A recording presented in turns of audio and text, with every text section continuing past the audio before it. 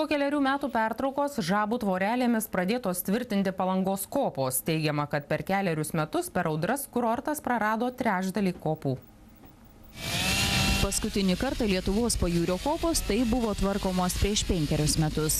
Tam valstybė iš biudžeto kasmet skirdavo po 500 000 litų, tačiau užklupus ekonominiam sunkmečiui, kopos buvo paliktos likimo valiai. Mes praradom kokį trečdalį kopų. Taip. Čia viena, tai kaip tik ta vieta yra tokia kritinė, kita yra kritinė vieta ties moterų pliažų. Ten praktiškai miškas jau užpustytas. Žabų tvorelėmis ketinama sutvirtinti 1,5 kilometro Palangos paplūdimio.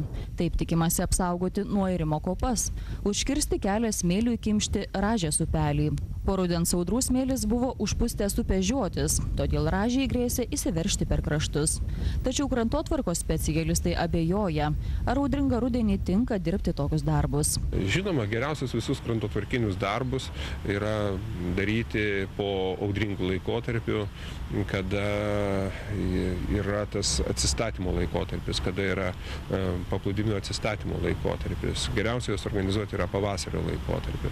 Bet pas mus Lietuvoje kartais būna šiek tiek atvirkščiai. Palangos miesto savivaldybė šiems darbams šiemet skyrė apie 20 000 litų, tačiau šių pinigų vargu ar užteks. Savivaldybės administracija kreipėsi į finansų ministeriją, aplinkos ministeriją, kad būtų skirtas vardinis finansavimas. Ir tas finansavimas yra gan didelis, turėtų būti apie 200 000, net daugiau. Nors Žabų tvorelėmis ir šakomis kopos netvirtinamos kelerius metus, paplūdimiais vis dėlto bandoma rūpintis. Jie pildomi iš jūros iškastų smėliu.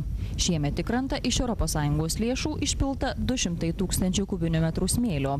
Kitais metais bus išpilta apie 100 000.